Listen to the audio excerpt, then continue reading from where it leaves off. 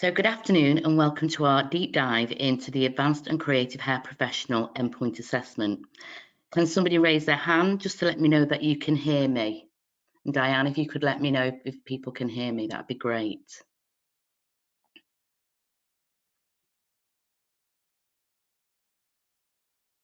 Can anybody hear me?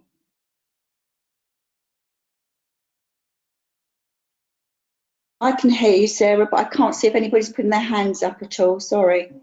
All right, that's super. As long as somebody can hear me, that'd be great. Thank you. Just to let everybody know, we are working from home and from different parts of the country. So please bear with us if you do hear any background noise, maybe dogs barking or anything like that. That'd be super. Thank you.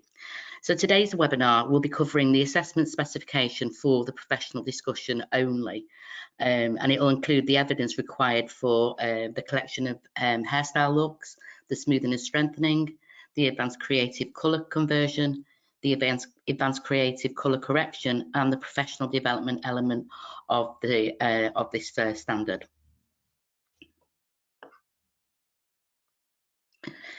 So we'll just do a little bit of housekeeping here. The session is being recorded and will be sent out to all attendees after this webinar. You're all on mute and the slides will be sent out to all attendees alongside the recording of the webinar.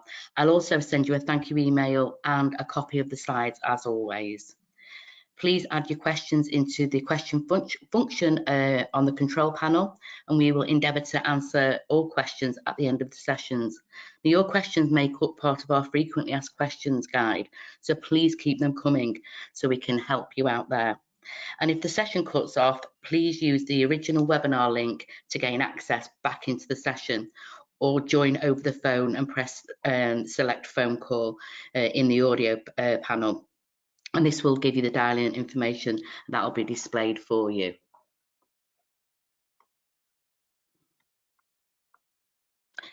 So today you've got myself, Sarah Fioda, the Hair and Beauty Technical Advisor, and Diane Mitchell, our lead independent endpoint assessor. And Diane will be going through the majority of this webinar with you.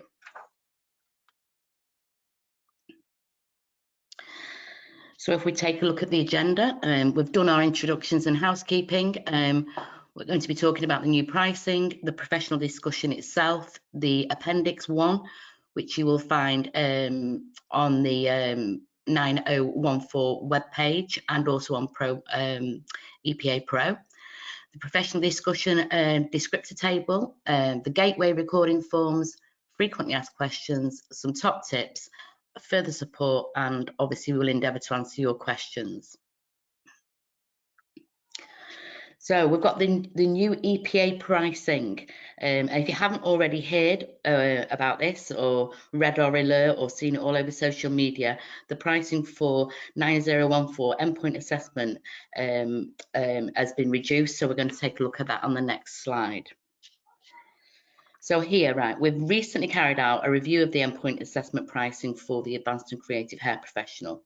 And in light of this, we would like to let you know that as of the 1st of May, we have a following new price list for apprentices. So this is how the price list is broken down. Registration for each apprentice for the to register them on their endpoint assessment is £40 per apprentice. That means £40 for one apprentice registered for the endpoint assessment, and then it would be £560 for the completed endpoint assessment. The more apprentices you book onto the same event, the lower the price each apprentice will cost you. And the table here shows you that breakdown. So for one apprentice, the cost is £560, and for two, the cost would be £810. Now that is a massive saving of £310. So it is advisable to book two apprentices to take advantage of this absolutely massive saving. Well, we have a look at the resit pricing, and just to clarify, you only pay one £40 registration fee. So that's £40. It's a one and only registration fee. So if we look at the resits, so for one apprentice, the resit practical observation and questioning fee is £435. The resit fee for the knowledge test is £25, and the resit fee for the professional discussion is £100. Now, for 2 apprentices, and they were both resitting, again, the resit practical observation and questioning fee would be £680. Again, if 2 apprentices resit at the same time on the same event, you would save £185. The resit fee for the knowledge test is still £25, and for the professional discussion, that is still £100.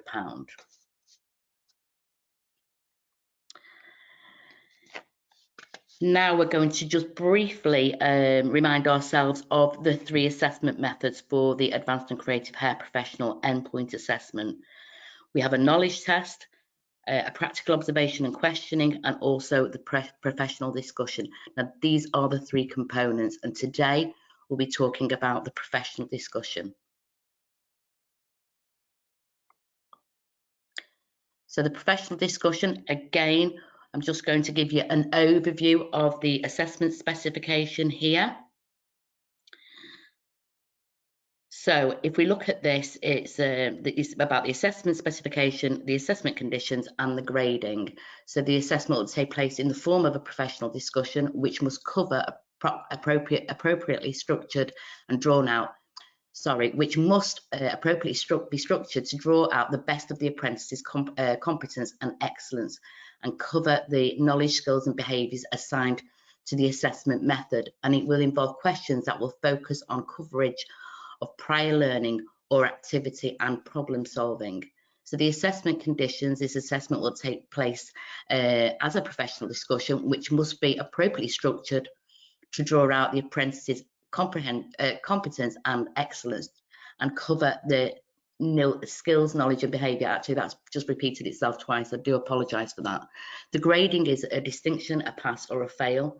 And the rationale for this method is the occupation involves extensive practical activity, and a professional discussion will allow some of the knowledge, skills, and behaviours which may not actually occur in the workplace or may take too long to observe to be assessed and assessed as part of the knowledge, skills, and behaviour. The apprentice will use a collection of hair looks to support the professional discussion, and the collection of hair looks or portfolio is not assessed or graded by the IEPA, but it's used to inform part of that professional discussion.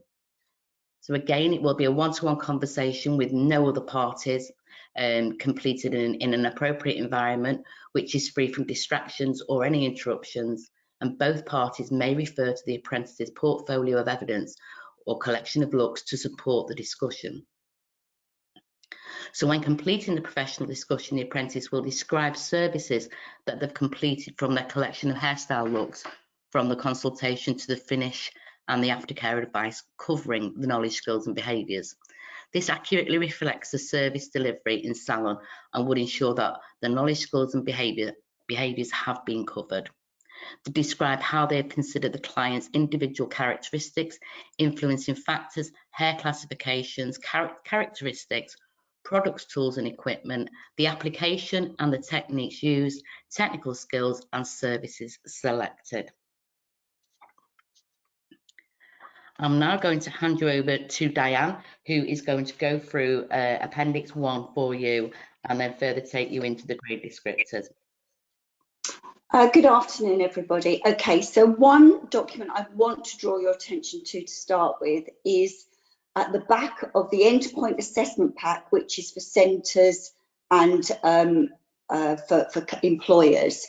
Now, one area I think is quite confusing for the professional discussion is where they talk about 17 pieces of evidence. Now, I think we've had to use that terminology because that is the terminology that is used in the standard. And when we first started to look at this, I wanted to try and break down where they were talking about 17 pieces of evidence. However, you don't have to upload 17 pieces of evidence. As long as the knowledge, skills, and behaviours are covered and they're mapped correctly to each of the knowledge, skills, and behaviour, then that is fine. But I'm going to go through, because I think it's important to understand where possibly these 17 pieces of evidence have come from. And this, as I say, is in the back of the Endpoint assessment pack, and it is under Appendix 1.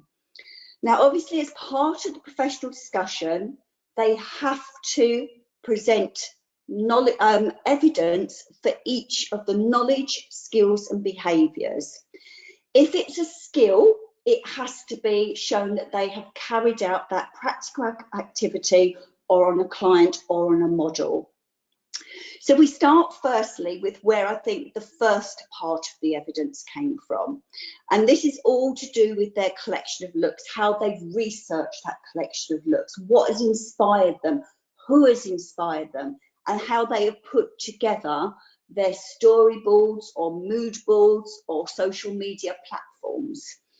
So as you can see, you've got 3 knowledge areas and a skill. So the skill needs to be shown that they have researched those different areas and how they've researched it, and how then they have created and produced and presented their final image. Then we go on to evidence, which I think is 2, 3 and 4, which could be your 3 different collections. You have to have 3 different collections, all right? One is your precision cutting, which actually your apprentices don't need to talk through on the day. They need to talk through where they got their inspiration from, who has inspired them for those precision cuts, but they don't have to go through how they performed it, because don't forget, we're going to see that as part of the practical observation. But they do have to think about one of those collections they're going to take forward to their final. It could still be their cutting. And this element should be, you should be looking at your apprentices and thinking, where are their strengths? Where do they want to excel at?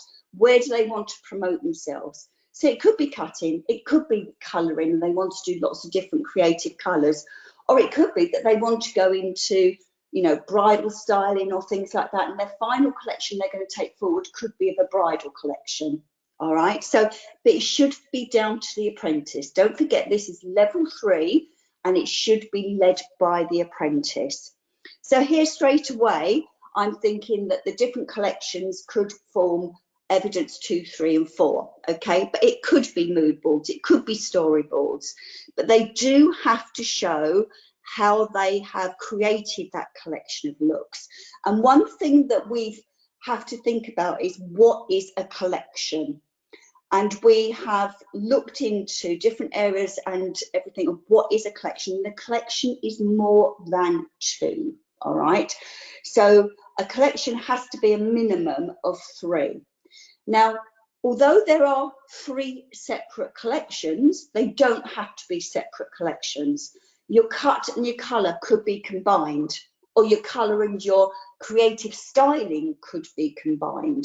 So we're not saying there has to be 9 different models, okay, because you could incorporate for the endpoint assessment different models that cross over different collections. So as I say, when you upload this, you have to show all this evidence. As I say, evidence 5 could be how they've then chosen which of those collections they want to go and present and showcase, and what visual mediums they've used to be able to do it. So have they used Instagram, or have they used Facebook, or what have they used to be able to promote themselves? They have to show that they have presented a collection of looks, and they have to be able to show what internal visual medium they have used. So what you've got to think about is, when this evidence comes through, we sit down with the IEPers to start with, and we go through the evidence to check it meets the full requirements.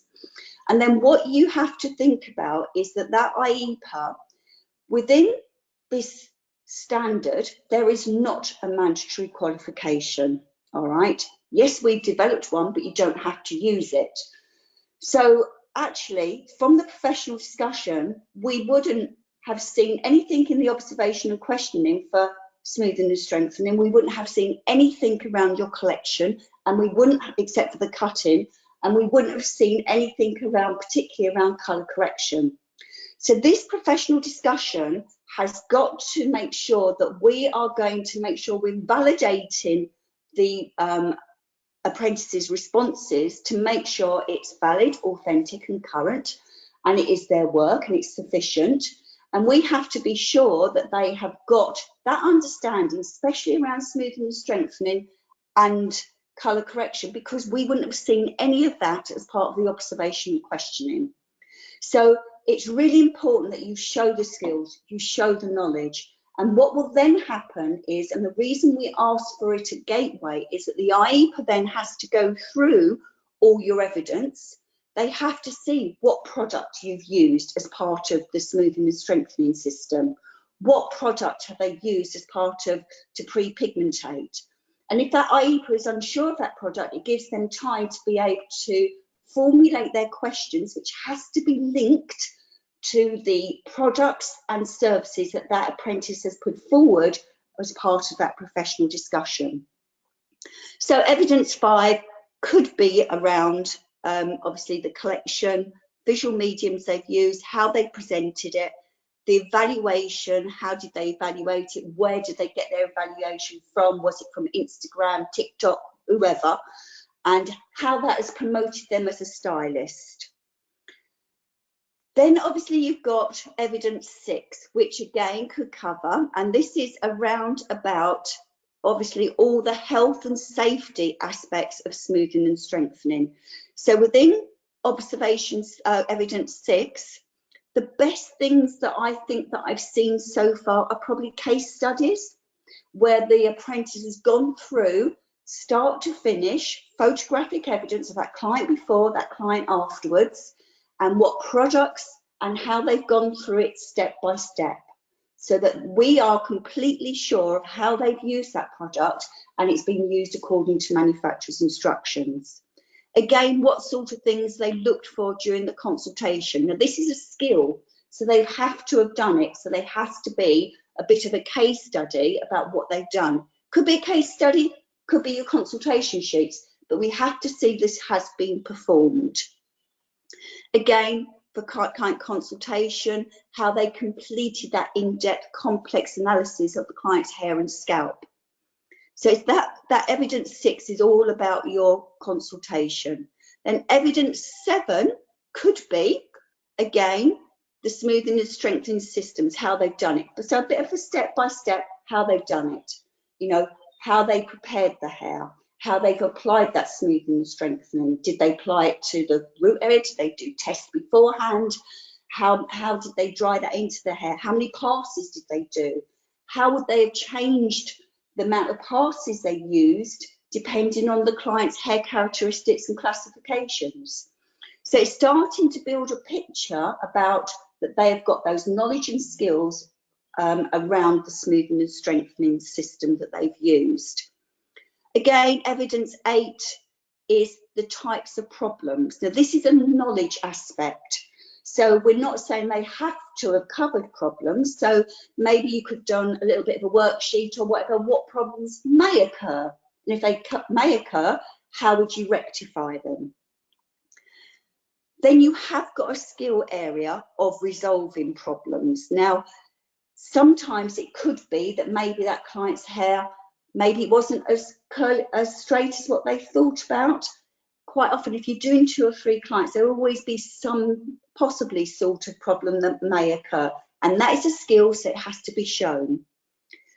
Evidence 9 is again about evaluating. And this is one area that people tend not to do, is did that smoothing and strengthening system meet that client's expectations? All right, so, you know, we're not asking you to go into loads of information, but just on your case study or on your consultation sheet, just have, you know, a bit of a comment about how it did meet that client's requirements. Then we're moving on to the colouring aspect. So evidence 10 is the reasons and its knowledge for pre-softening and pre-pigmentating. One area of colour correction they don't have to do, and they only have to have the knowledge of, is pre-softening. And the reason for that is, as you will know, so many manufacturers now don't actually use a pre-softening technique. You've got so many great products out there which are double base or whatever, which are designed to cover resistant grey hair. However, the apprentice still should have the knowledge of it. So evidence 10 is around about the reasons for pre-softening, the reasons for pre-pigmentating. And then evidence 11 is actually the skill of them carrying out a pre-pigmentation service on a client. So that client has gone light, then they pre-pigmentated it. They should be telling us exactly what products they've used, how they've used those products. Did they dry them into the hair? Did they shampoo or rinse out that product? And what colour did they put on afterwards? So you're starting really to build this picture. Can you move to the next slide now, please, Sarah? Okay, so it's gone back to evidence. Okay, so we've already done the research. So I think, can you just go back to the previous slide, Sarah, because it seems to have jumped from one to the other. Okay, no, I don't think it is. So we haven't got the, Sarah, have you not got 17? That's it, sorry, yeah. This is the right slide, yeah. Yeah, okay, sorry, yes, sorry, yeah, that's correct. Okay, so evidence 12 is then, I think there was a delay on mine, evidence 12 is resolving problems.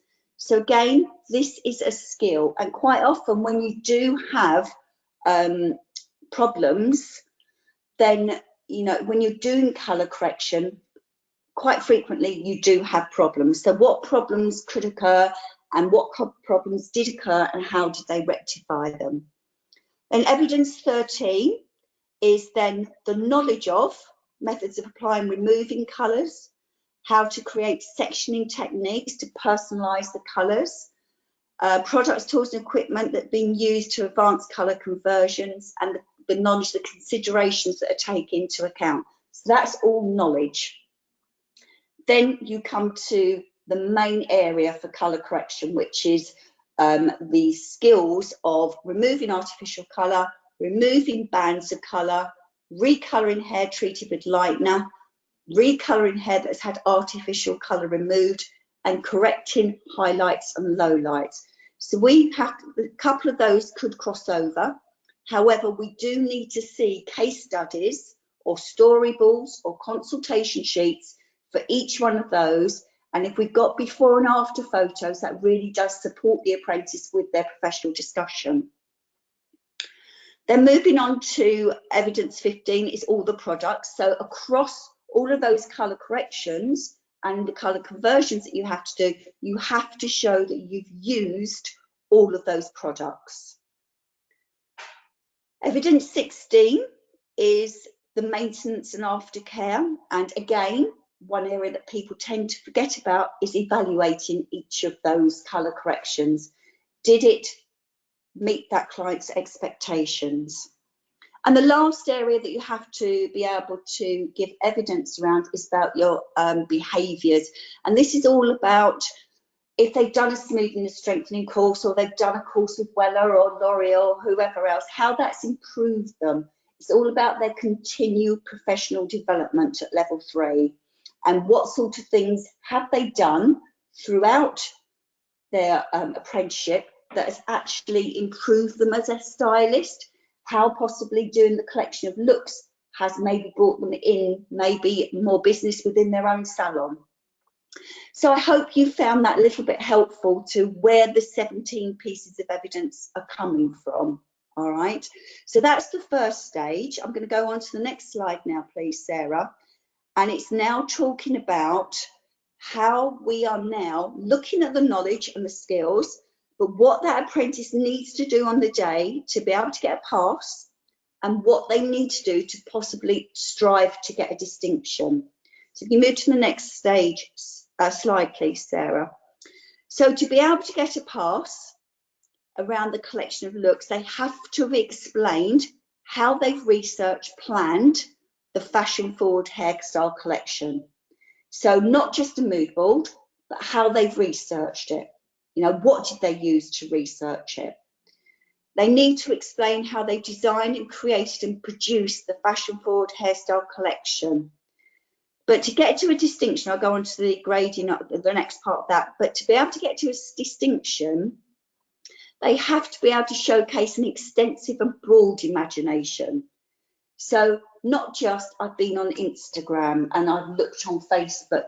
Who was it on Instagram that really, really inspired you? Was it Sophia Hilton? If it's the colouring aspect that you really are interested in, you know, who was it? And it's thinking about what was it that particular artist actually made you get inspired by, and why.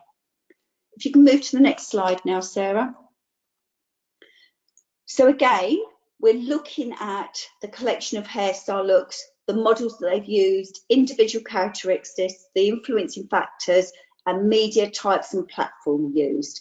So you're looking at the knowledge and skills that have to be covered, but then if you look at the grading criteria, it breaks it down about exactly what we need to be looking for and what the IEPAs are going to be looking for to ensure that they get a pass. And obviously they have to meet all the pass criteria. And then what the IEPAs will do is formulate their questions in a way to be able to help that apprentice strive for a distinction. So again, explain the purpose and message of the collection, explain their specific markets. Who were they targeting? What age group were they targeting? Was it young people? Was it brides? Or who were they actually targeting as part of this collection of looks? To be able to strive for distinction, they need to understand the purpose of their message, of what, making sure that that purpose was clear and succinct. Examples were highlighted on how they can extend it and broadened their thought. So it's really important that we start to think about what they need to do to get a pass, and then how can we stretch them to get to a distinction. Then if we look at the collection of looks, we're looking at how they adapted a range of different technical skills. So they do have to talk about, especially their styling and their colouring collection of looks, about how they obviously use different sectioning patterns, those sort of things, how they created that collection. So they have to clarify how they used advanced creative colouring to enhance their collection. All right, they have to be able to explain the choice of visual medium, how it was used to internally present and promote their collection of hairstyle looks. And then to be able to strive to get a distinction, they need to be able to show their passion, creativity and talent in the presentation and promotion of their collection looks. So thinking about things like seasons, you know, current fashion forward trends, those sort of things that really inspired them, and how they then took that forward to their final collection. If you can move forward to the next slide, Sarah. And again, for this bit, before we move on to smooth and strengthen, it's again, they have to evaluate it, all right? They have to evaluate their results against their collection. Did it meet that requirement? It can't be self-evaluation. It could be evaluation from a peer. It could be from Instagram. It could be from their line manager. All right, so it's thinking about how they've evaluated. Moving on to smoothing and strengthening. Again, you've got the knowledge and skills, which are, you know, the best way to do it is case studies, consultation sheet, all that information we need. Explain safe working methods, explain the findings and results of your in-depth complex analysis and influencing factors. Can you move on, Sarah, please? Client consultation, all those sort of things, we have to have that evidence there. Then we're moving on to the different types of smoothing and strengthening systems. So they have to be able to explain that system, how they've used it, why they've selected it, explain the legal requirements and manufacturer's instructions. And then to be able to stretch them to get a distinction, they have to really have an expert familiarity. So using maybe examples of clients that maybe had a type 2 hair against a type 3 hair, or a client that's got virgin hair compared to somebody who's got maybe chemically treated hair or fragile hair, how that then affected their application, their technique, maybe the heat of their straighteners or the heat of their hair dryer, how many passes they did. That then gets them to looking towards getting to a distinction. Again, the types of problems that may occur. They don't have to have occurred, but may occur. They have to resolve some, but if you've got them, making sure you've got all the different types there, so they're making sure that they completely understand. So they can explain the types of problems that may occur and how they may have resolved them during the smoothing and strengthening system. Again, then talking about evaluation, then talking about aftercare advice. If we move on to the colouring aspect now, again, the skill of using pre-pigmentation. So again, they need to explain the reasons and how they step by step of how they did how they would do the step by step for a pre-pigmentation and a pre-softening. Also, they need to have resolved problems as well. Then we need to then think about then methods of applying and removing colouring products. So you've got all your different colour correction techniques there. So again, to get a pass, they have to explain how they used it, how they applied it, how they combined and removed relevant advanced colour conversion techniques. And they obviously have to talk about all these different products. Again, to be able to get to a distinction, they have to be able to articulate, you know, possibly if they were pre-pigmentating a client to a base of a 5, then maybe what would they do if it was a base of a 6, so they understand their colours curve, those sort of things. So they've got to have an expert familiarity of the colour conversion products and correction services that they're doing. So when you're preparing your apprentices, it's really important you look at the knowledge and the skills, but then you do look also what they need to do to get a pass, and then what they need to do to strive to get a distinction. Again, if you can just move on, Sarah. So again, it is same smoothing and strengthening and the create a collection of looks. Again, it's evaluating how did those colour corrections come out? Did they meet that client's expectations? And again, don't forget your aftercare advice. And for your professional development, they need to be able to explain how they have promoted their own professional, how they promoted themselves within the salon. So maybe linking it to the collection of looks, how they put forward their collection of style looks. Maybe they did a bridal collection or a colouring collection, how that has promoted them within their own salon and maybe brought them in slightly more business. Explain things like a situation where a degree of flexibility was required to meet a change of demand in work environments. So, as I say, it's really important, and I think maybe that's something that everybody isn't quite doing. They're looking at the skills and knowledge, but they're not looking at the grading criteria, and the two work hand in hand. Sarah, before I move on, have we got any questions that come up? I'll just have a look now, Diane.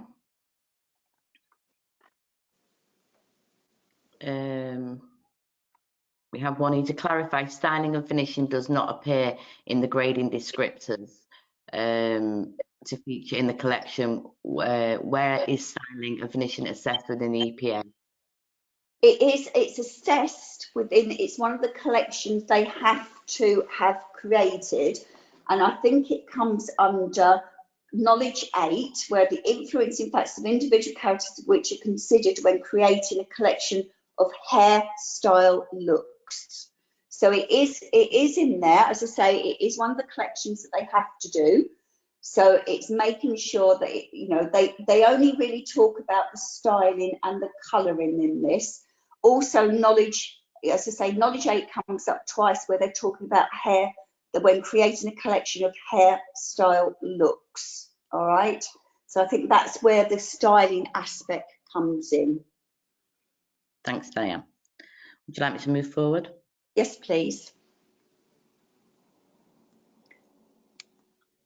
Okay, so at Gateway, when your apprentices are ready, we do, the reasons we ask for all this information at Gateway is firstly to make sure we do a quick sense check to make sure everything is there. And then that gives us a slight bit of time if there are gaps. And And what we are offering at the moment is, if when you do upload your evidence, we are looking at, and it's a new, it's your first EPA for level 3. We do, myself and Melanie Mitchell, the other lead independent assessor, we do try to look at the evidence as quickly as possible. And if there are any gaps, or we feel that possibly it's not meeting the full requirements of the endpoint assessment for the professional discussion, we will get the EPA team to set up a planning meeting. And we've done quite a few of these now, where we've talked through any grey areas that you've got. And there are, you know, as I say, it is, you know, this is new, and I'm sure we will get our heads around it soon. But as I say, if you, once you've uploaded that evidence, if we have got any concerns, we will arrange a planning meeting through the EPA team, to start with, even with myself or Melanie Mitchell as leads, to make sure that we are articulating it correctly to you, to make sure you're completely understanding if there are any gaps, why they're gaps, or is it just you haven't uploaded all the evidence. So as I say, this is the document you need to upload. You need to upload it at Gateway, and it then gives us exactly where each of the knowledge, skills and behaviour is covered, and we will go in and check this straight away, check if it's case study 1 or case study 2 or PowerPoint 1 or PowerPoint 2, that it meets the full requirement. If you could go to the next slide, please, Sarah. Just have a question here, Diane. Do you have any examples of what a pass and a distinction look like? The only thing that I can say to you is what a pass and a distinction looks like is if you look in carefully at what they need to do to get a distinction. To be able to get a distinction, they have to meet all the pass criteria, and they have to meet all the distinction criteria. It's not that they could maybe be expert in smoothing and strengthening. They could really just talk and meet all the requirements, but if they don't do it for all the other distinction criteria, then they're not going to get a distinction. One thing that we will be working towards at the moment is Feedback Plus for the Advanced and Creative Hair Professional. We're working on it at the moment, and we're hopefully going to roll this out possibly at the beginning of June. All right, so that you as a customer, you can see that actually we've obviously really prepared them really well for your smoothing and strengthening and maybe colour correction, but actually they weren't able to articulate or meet the requirements of the hair collection. And as you well know, even with the level 2 hair professional, you know, there was a huge gap between what is a pass and what is a distinction, and it's exactly the same here. So as a provider, we think it's really important to get those Feedback Plus sheets to you as quickly as possible, so you can see what areas you're preparing them really well for, and what areas maybe you need to look at the grading criteria to be able to prepare them better so that they can meet that distinction criteria. We have one more question. It says, will the final collection need to include a precision cut, creative colour and creative finish? Is that correct? And then nothing on smoothing and strengthening. Obviously, the smoothing and strengthening won't need on the day. For the collection of looks, the collections for looks needs to combine precision cutting, because the reason we need precision cutting is because they have to recreate one of those looks for their observation and questioning. All right, so you need your precision cutting looks, because one thing straight away Melanie and I will be looking at is actually that collection of precision cuts, does it meet the requirement of a precision cut? And if we've got any concerns about that, we will then set up a meeting with you. Obviously, your colour and your creative styling could be merged together. So if they've done some really nice beach waves or things like that, it's not saying it has to be hair up. But what I said at the beginning is, if this is at level 3, those apprentices need to really be thinking, what is their strength? What area do they really want to showcase to take forward to their final collection? And the last question here is, are there examples of what other providers or colleges have submitted at Gateway? We can give you hints and tips, And obviously Sarah's going to go through at the end of today some hints and tips. And I do want to, obviously, one thing you need to be aware of is what you upload as part of your evidence obviously has to meet all the requirements. You've then got to think quite carefully about how that apprentice is going to present that actually on the day. So, you know, we have had some that put it in a PowerPoint presentation, so everything is in one presentation. One thing I would be very careful about, and what you don't want is to have too many words on, or what you don't want is that those apprentices to read verbatim from a slide. So I would have lots of photographic evidence on there, but maybe bullet points of things that they need to talk about. So if it comes to smoothing and strengthening client consultation, what do they take into consideration, rather than reading through a script? It doesn't show that they have that complex understanding if they're reading from a script. And if you have got a PowerPoint presentation with everything on it, don't forget those apprentices are going to be very nervous. They will then use that to read from. Another thing that I've seen a couple of centres do, which is really nice, is have a presentation, or have somebody else did a really nice big lookbook, and they just turned the pages as they're going through and talked about what they did. They can have prompt cards, but what you don't want them to do is read word by word from that prompt card or whatever. They need to show that expert familiarity of what they've done. They need to be able to show that they have that understanding, they have that product knowledge, they have that skill. And what somebody else did, which I thought was a really nice idea, is because don't forget, this is going to be the bit that doesn't that your apprentices are going to be the most worried about. The practical and observation is what they do best. All right, this is going to be the bit that worries them. All right, and actually what one centre had, which I thought was really nice, they had their mood boards with them so they could pick them up. They also had actually what smoothing and strengthening system they use. So they picked up their nano keratin, or they picked up their ultimate whatever it was, so that they had that there. And as you well know, it's quite nice, and it's quite nice for that apprentice to pick something up and talk about it. They're doing something with their hands and they're going to be really nervous. Picking up that bottle of Perfecton that they use to pre-pig with. So just having a few props there with them has really helped as well. But obviously we can't share what other centres have done at the moment. Maybe when we're further on down the line, possibly we might have some good practice that we can share with you. But currently at the moment, I still think it's slightly early days at the moment. But we can give you hints and tips. Shall we move on to the next slide? Yes, please. So again, I'm not going to go through all this. It just literally is going through all the knowledge, skills and behaviours, and how you are going to map that evidence to it. As I say, forget about 17 pieces of evidence.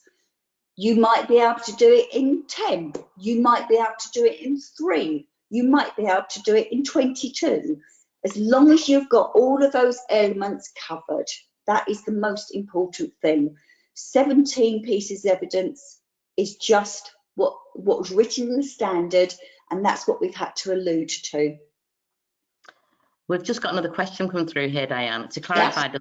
Does the precision cut have to be a restyle? No, there's nowhere that it says it has to be a restyle. Okay, and the next one. It has to show precision, and it doesn't also, the other thing is there's a whole list of cutting techniques as part of the observation, but you look at it as part of the observation, it's knowledge of. There's no way they could cover all of those cutting techniques in a haircut. But if they do want to, they have to be thinking about a precision cut. And you have to think, yes, they're going to do a restyle at level 2, but this is a step up from level 2. And actually what quite often isn't shown at level 2 is that precise, that precision, that is, you know, that asymmetric cut, that disconnected cut, that A-line bob, where you're really showing your cutting skills, all right? And that is what you have to think about. Restyle at level 2, and it can be anything as long as it changes shape. At level 3, it has to show precision, and we've also now given extra guidance around that it should be above the shoulder, because you can't show that precision and attention to detail on hair that's below the shoulder, and it also has to reflect a level 3 image. And before we move on to the frequently asked questions, the one question's just come through is, will there be a sample video of the endpoint assessment like the level 2? I would love to say yes, but this is at level 3, all right? And it's all about an apprentice's own creativity and their interpretation of it. So yes, we did it at level 2, but as I say, I think it would be really difficult at level 3, because it's all about the creativity of that individual level 3 apprentice. But Sarah, maybe you want to take that back. I can give that to you as an action. Yeah, that's something for me to take back to the office. Yeah. Thank you for that. Okay, thank you, Diane. So moving on to our frequently asked questions. Now you can find the frequently asked questions on our .com. That will be under 9014. They are there for you. They're also on EPA Pro. So if we go through a few of these questions for you, what is a professional discussion? What is a professional discussion as part of the EPA? And the answer here is a professional discussion is a structured conversation between the IEPA and the apprentice, where the apprentice does lead on that discussion rather than, as Diane said, just responding to questions or reading from a script. As part of the professional discussion, there are knowledge elements and skills. For skills, what evidence is required? So a skill, the evidence needs to be provided that the skill has been carried out on a client or a model, and it must include details of products, manufacturers, instructions, techniques used, and the evidence can be included in case studies. We could have photographic evidence of before, during, and after. Storyboards, mood boards, lookbooks, consultation forms, and also witness testimonies. Can the apprentice use a PowerPoint to present their professional discussion? Well, as Diane said, yes, that's a great way of presenting themselves, but not if it's too wordy. If they've got bullet points on there, they could use that PowerPoint presentation, with the words on there that they're going to talk about. And as Diane said, have some props with them at the time when they're actually delivering that, so it's not just they're reading off the PowerPoint. Can the apprentice present this information in a style file or a book? Again, absolutely brilliant. As Diane said, when one person just turned the pages over and talked through their style book. So that's absolutely a great idea. Does the apprentice have to use a PowerPoint as part of the discussion? No, they don't. They can present this however they want to present this, whatever format they want to present this in, they can do that. Will the apprentice have their have to present their collection of looks and other evidence, or is this just a two-way discussion? So again here, during this method, the IEPA must allow the apprentice to lead on that professional discussion, and they must refer to their collection of hairstyles and looks and other evidence that they may have. The assessor will ask questions, but the expectation is that the apprentice will lead. It's their work, they know what they've done, so they will be sort of jolly on and around, saying to that IEPA, this is what I've done, this is why I did it, this is why I was inspired by this. So it's not a question and answer session at all. It's about them showcasing, putting their best foot forward and showcasing what they've done and why they've done it. Can the apprentice use prompt cards during the discussion? Yes, they can. So that's good practice. That'll help them. It ensures that they've covered all the information that they've required. It'll keep them on track. And again, they're only used as prompts, and it's great, like Diane said, to have some products there that they've used that will help them, remember things. So during the professional discussion, can the apprentice use additional props such as mood boards, blow-up images on their mood boards, products and equipment? Yes. For me, that I think is a really, really good idea, and it will help them, because we all know we all stand up and get nervous when we're talking, and sometimes it's just good to have to look at something and be able to just say, yeah, I know why I use that. It's jogged their memory. So I think the prompt, props are really good for them. So how many styles should be in the collection?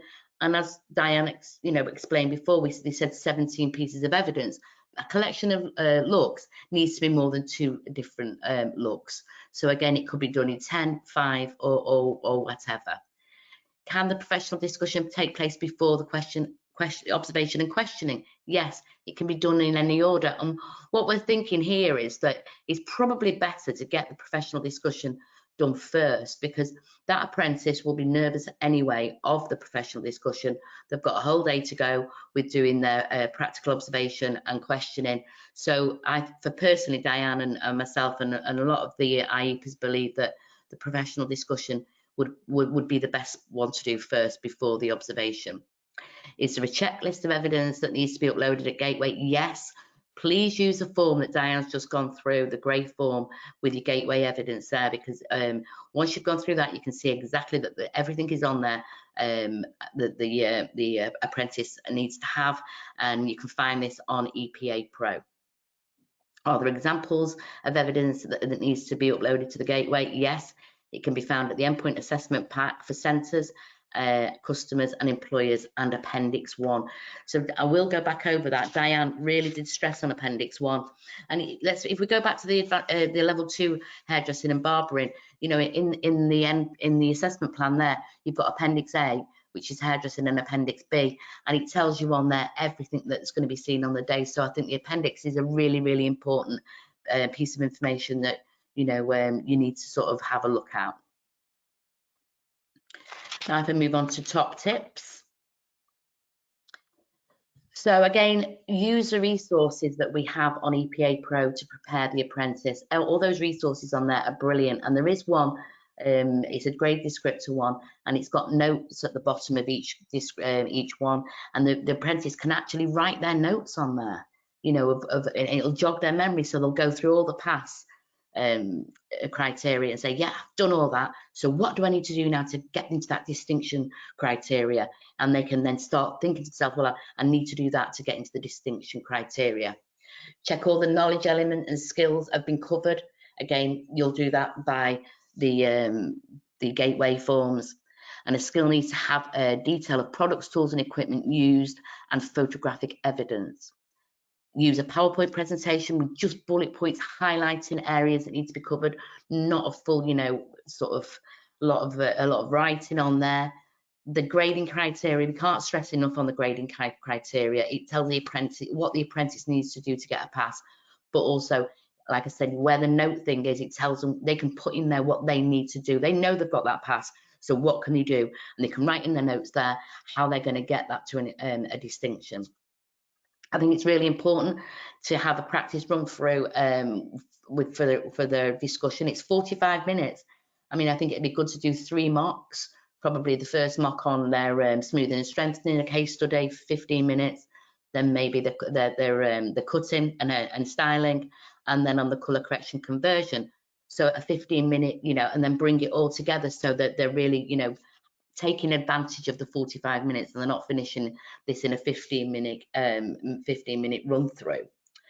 If they're not using a PowerPoint, take into consideration how the apprentice is going to deliver the information to the IEPA in a logical sequence. So again, it would be good for me, it would be the smoothing and strengthening, then the cutting and the styling, and then the colour conversion and correction. So that's like a 15-minute slot for each one. So when completing the professional discussion, the apprentice can use props, as we've said, to support the discussion, mood boards, products, and smoothing and strengthening products and colouring products that they've used. And we would recommend the professional discussion on the day of the EPA is completed, like I said, prior to the observation and questioning, just to calm their nerves. They've got it over and done with. They feel set, then they can get onto that shop floor and actually do what they absolutely love doing, and that is being creative. So our further support for you as we're coming to the end of the webinar is we do have, oh, sorry, that's the wrong one. We do have another one of these deep dives for the practical observation and questioning, and that is going to be next Tuesday at 4 o'clock. It's the same time. The link is there. Please book on that. for a deep dive with us onto the practical observation and questioning. Again, like all our webinars, you know, that we make them, we design the webinars for you. So, you know, if you can kindly click on the QR code or the link here for the forms, and you can fill in the, you know, the survey. It really does help us shape your webinars for the future. What more can we do to support you and your apprentice in the delivery and their endpoint assessment. We also have here your EPA partnership managers. We have Rebecca Hollenby, who is obviously in the Midlands, Janice Collins, who looks after the North of England, and Maurice Hull, who looks after the South West. Again, we have their email addresses there and telephone numbers, and also our the email for the EPA support team, their phone number, and we do have a web chat. So if anybody likes web chatting, please have a go at our web chat. Again, there's Emma and myself. If we can do anything to support you, please contact us with our emails are there and our telephone numbers. And again, I do say this in every webinar, please go onto our website and you go scroll down to the bottom. You've got a strap line across the bottom with the tools and support. Please go on to email updates. We can't email you anything if you've not actually registered on updates, and that's because of the GDPR. So please make sure every year that you go on and you have a look at the settings of what you want regular updates on. We have come to the end of the webinar. I'd like to thank you all for listening, but before we finish, I'm just going to check to see if there are any more questions in the chat box. Yes, there are. So here's one, Di. The professional discussion is the learner explaining their knowledge, skills and behaviours they have to meet within the 17 pieces of evidence to support and confirm the skills, knowledges and behaviours that have been covered. Yeah, so during that 45 minutes, they have to make sure that they have covered every one of those aspects that we went through as part of Appendix 1, all right? So obviously they can combine them together, that's fine, but they have to be able to show and they have to be able to cover everything that is on that form within the 45 minutes. We can allow 10% over, all right, but this has to also cover the minimum of 8 questions that has to be asked by the IEPA as well. All right, so again, on EPA Pro resources, we've got a really good resource that then, you know, thinks about the questions that the IEPA may ask. And so have a little look at those, and they're really good for preparing yours. So if you are having a mock run through with them, then you think about questions that could be asked. And think about the questions you need to ask needs to validate their understanding. Do they completely understand the systems that they use for smoothing and strengthening? Think about what questions you could ask to maybe get them to strive for a distinction. Well, who was it as part of the collection that really inspired you and why? Tell me why. So you're thinking about areas like that to be able to support them to get them ready for that endpoint assessment. But yes, they have to touch on every area. If they miss a little bit, it's not too much of a problem, but the IEPA will then ask them a question about it. So it's best for them to be prepared, because the more prepared they are, we still have to ask 8 questions, a minimum of 8 questions. But if there's slightly fewer gaps, and that the IEPA will have to ask more, just to make sure the full requirement of the endpoint assessment is being met. We have another question. Is there a running order template for the practical endpoint assessment like there is for level 2? What do you mean?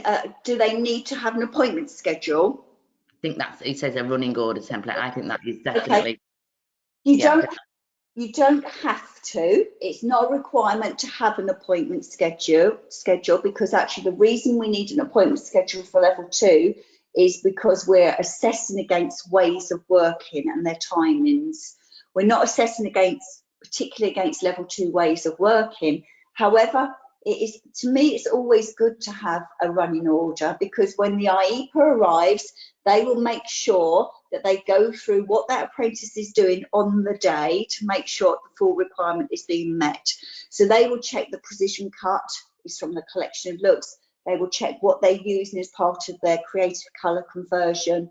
So I'm not saying they have to, but I would say possibly it's good practice, and it's something for that apprentice as also, which will go through exactly what they're doing, the products they're using, the techniques that they're using. And actually you can, the IEPA will then be able to see actually if that apprentice is using quite a few different cutting techniques, that they're looking possibility to strive for a distinction. Same for colouring. So it's then giving that apprentice the opportunity to be fully prepared to be able to strive for that distinction. We have another question. It seems a lot to talk about in 45 minutes to strive for a distinction. Is there any extra allowance on time? We are only allowed 10%, which is 4.5 minutes extra. All right. Yes, it is. And that's why quite often when we've had these pre-planning meetings, some people have put in a bit of an introduction about the apprentice and who they are and where they've come from, which is lovely. Actually, that's not part of the endpoint assessment. We don't need it.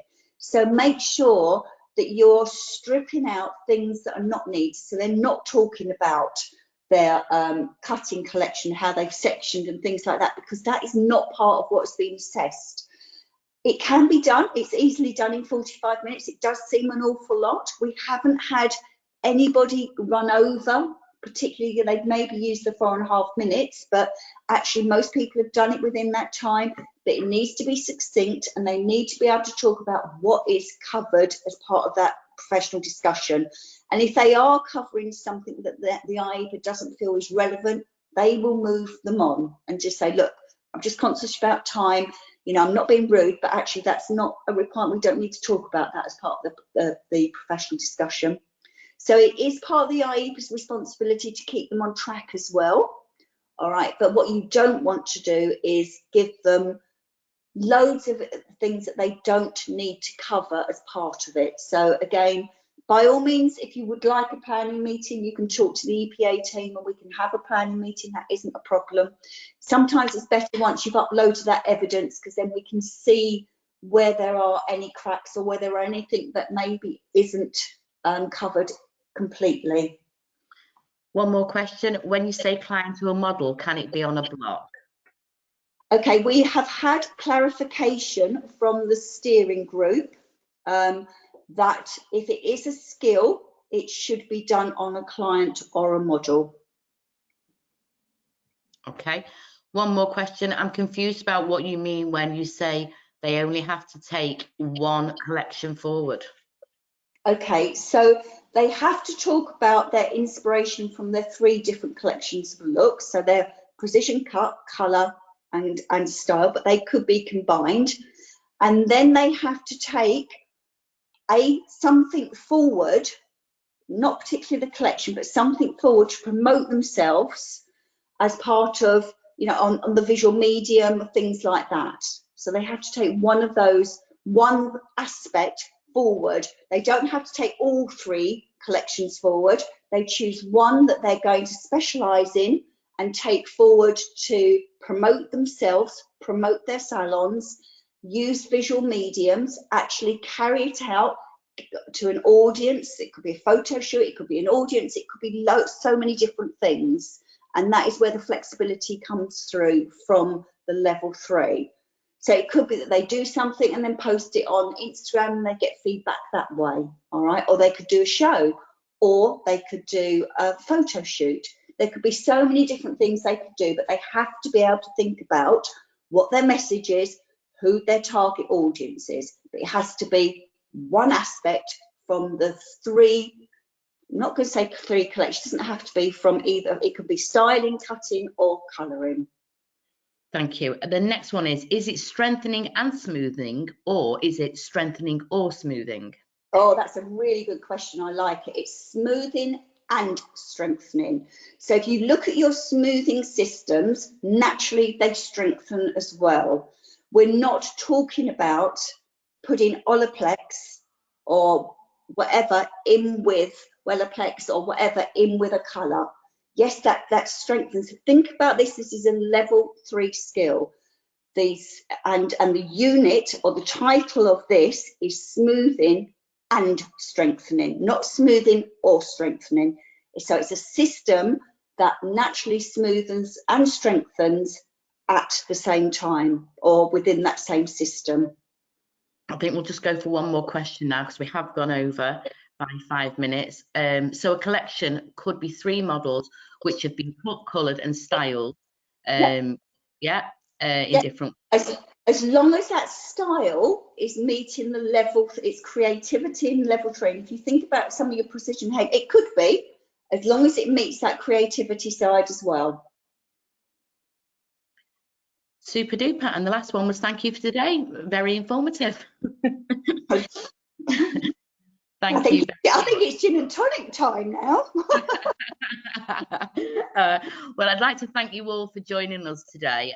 Like I said, please join us next Tuesday, 4 o'clock, for our deep dive into the practical observation and questioning. It's been our pleasure, and have a lovely evening wherever you are. So take care, everybody. Thank you. Thank you. Bye-bye. Bye.